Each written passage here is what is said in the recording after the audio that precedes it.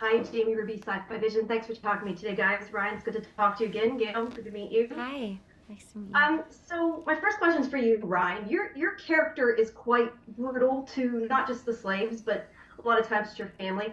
Can you sort of talk about, I guess, connecting with that, and was it hard to sort of bring that part about?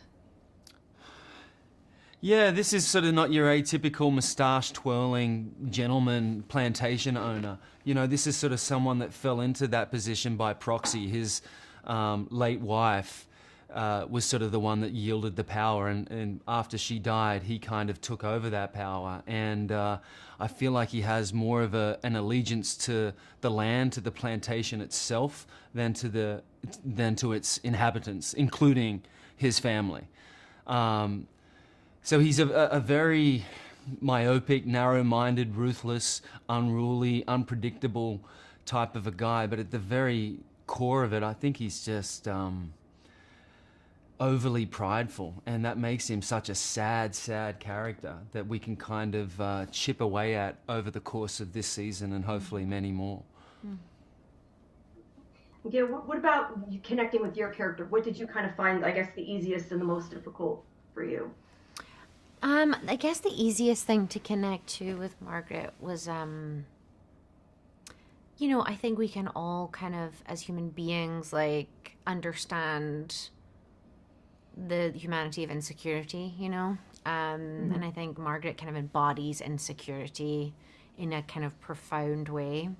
So that was something I could relate to. And other than that, everything else was much more challenging to kind of access. But once I kind of understood the through line and her reasoning behind behavior, it's never really justified, but like the pain source, but the fact that she's a mother, I'm not yet a mother. Yeah, like there's so many aspects of Margaret that I the abominable behavior, her morality, like the way she treats people, that's not certainly something I can you know, Yeah. relate to. All But right. yeah, I Fine. can, yeah. So can you both talk about sort of how much the costumes inform your characters? Because I think that's obviously a big part with for the two of you. We'll just go again, Ryan, then Gail. Sure, yeah. Jacqueline, our illustrious costume designer, did such an exquisite job because this is well before any even vintage store could kind of muster. So she literally, her and her great team, hand built every single one of our pieces. I mean, some of your dresses were just, I mean, outlandish, but so of the period, and you can't help but kind of sit a little bit deeper in your seat when you're in this garb. Yeah, it very much informed that the hairstyle, the artistic design across the board, like the sheer attention to detail here was no stone was left unturned. It felt you couldn't help but be inspired everywhere, any which way you turned. Yeah. And I kind of, we went back and forth between me wearing a corset and me not wearing a corset. And I kind of did a bit of both. So I kind of love wearing a corset, but, Me too. we share that in common.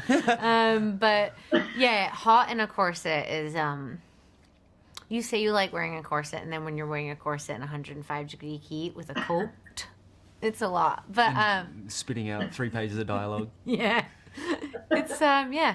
You're like, here we are. Well, I was going to say, it looks good anyway, whether it's comfortable or not is, I guess, another story. But so can you talk about sort of balancing, I guess, what you pull from the book versus a script versus adding your own creatively that you kind of put a spin on it?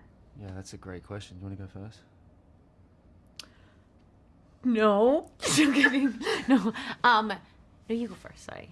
All jokes aside, can you go first? I think it's an embarrassment of riches Yeah. to have all these things from which to pull from, to not have to kind of source your imagination on this. I think was a great thing to only go to it as a last ditch kind of thing. For us, it felt like such a rich tapestry with which to play on already. So I felt like a lot of the work was already done. Yeah, I agree. I feel like Brandon was always reminding me like of these kind of key really profound North Star moments for like certainly Margaret and the story, you know, like in a really helpful way where I was just like, right, yes, it's written down, like that's the North Star. Yeah, well, yeah, same for me. There'd be a couple of times where he sort of said, well, we're kind of working with something else with Tom in episode sort of 7, so we might try a different way here that would help inform that decision better. But, you know, for the most part, our writers were kind of still etching away at future episodes while we were working on, you know, the current ones. So having sort of somewhat of a, even though the project itself was set in stone, having somewhat of a malleable writer's room was kind of nice, because there'd be times where we would get notes overnight that definitely sort of served the story in a better way than what it was, and I'm glad that it never sort of ceased to be a let's look for something more here. We never rested on our laurels. So what, for each of you, what did your character teach you about yourselves? Whichever one of you wants to answer first. Yeah, I guess,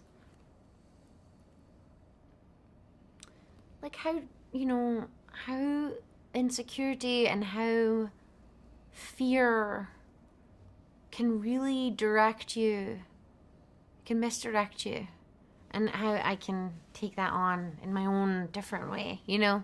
I mean, these are epic proportion. These are mistakes of epic proportions these people are involved in their lives, you know, cosmically, and it comes from fear and insecurity a lot, certainly for Margaret. So, you know, processing that, working with that, thinking about that. Okay. Right?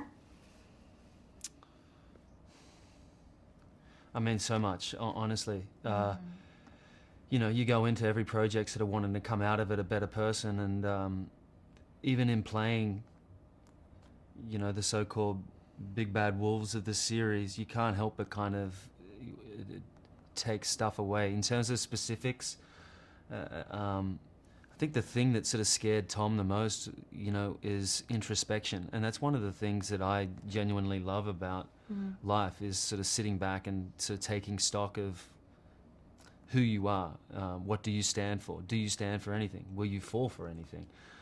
It's something that I don't think Tom ever gave himself that time. He just sort of shrouded it in alcohol and sort of righteousness. And yeah, I think I've kind of learned to do that a little bit more. Even in playing Tom, I kind of I had to step away from him. So that's what I learned, to step away every now and then when I needed to find some sanity. All right. Well, thank you both of you. I appreciate it. I very much enjoyed the 8 episodes, and I hope you get a second season. I want to know what happens. Yeah, thank you. Yeah, I look forward to talking to you again too. Yeah. So, Thank you. have a good day. Thanks. Bye.